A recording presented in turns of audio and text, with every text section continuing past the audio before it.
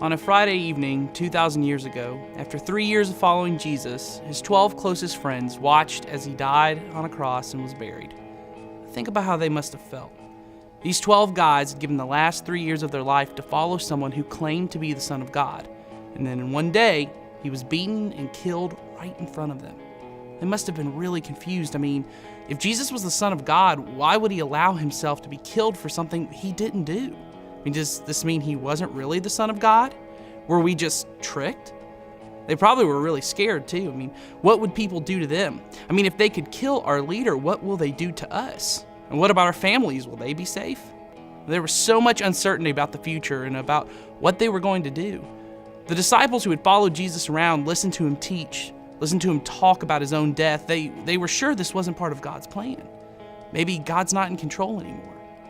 And maybe you felt like that before. Maybe you've been scared about the future. Maybe you've been scared about what might happen and whether God was still in control. Maybe you feel like that today. Your parents are getting a divorce and you're not sure what's going to happen there. Or your parents are fighting a lot and you're scared that they might be getting a divorce.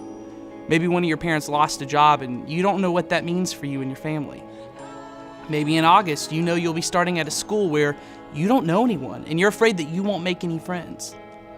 When you don't know how things will turn out, or when you're disappointed about how something does turn out, remember that this is probably how the disciples felt on Saturday. But also know that Sunday is coming, because on Sunday, Jesus proved that God was always in control. Know that even when things feel like they're out of control, God is still in control. Look at this verse out of the book of Romans. And we know that in all things, God works for the good of those who love him, who have been called according to his purpose. God is in control. And he's at work in your life for your good. Now, that doesn't mean that things will turn out exactly the way you want them to, but God is working for your good. He's always working to make you the person you were meant to be, the person he wants you to be. So remember that when things look bad, God is still in control. And